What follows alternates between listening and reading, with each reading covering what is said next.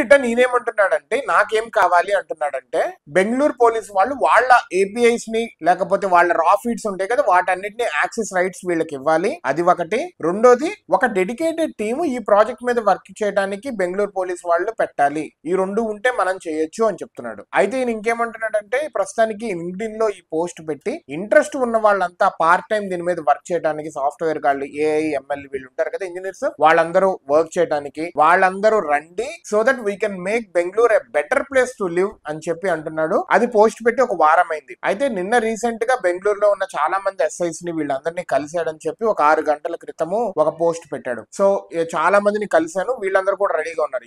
ఎప్పుడైతే ప్రజలు లేకపోతే ఇలా ఒక అడుగు ముందుకేస్తే గవర్నమెంట్ కూడా 2 అడుగులు ముందుకేస్తే రెండు కలిస్తే మన ఉండే సిటీని రాష్ట్రాన్ని దేశాన్ని సస్యశ్యామలం చేయొచ్చు. ఎటువంటి ప్రాబ్లమ్స్ లేకుండా చేయొచ్చు. I really appreciate Prashant Pitti for this. And ఇలాగ ఇంకా చాలా మంది ఫౌండర్స్ వాళ్ళ ఐడియాస్ తో ఓకే వాళ్ళ కంపెనీస్ కానీ వాళ్ళు డబ్బులు చేసుకుంటూ ఓకే సిటీని దేశాన్ని బాగు చేయాలన్న ఐడియాస్ తో ఇంకా టెక్నికల్ ఫౌండర్స్ కావచ్చు ఇలాగా ఎవరైనా ముందుకు వస్తే గవర్నమెంట్ కూడా ఒక అడుగు ముందుకు వస్తే నెక్స్ట్ లెవెల్లో ఉంటుంది మన దేశం.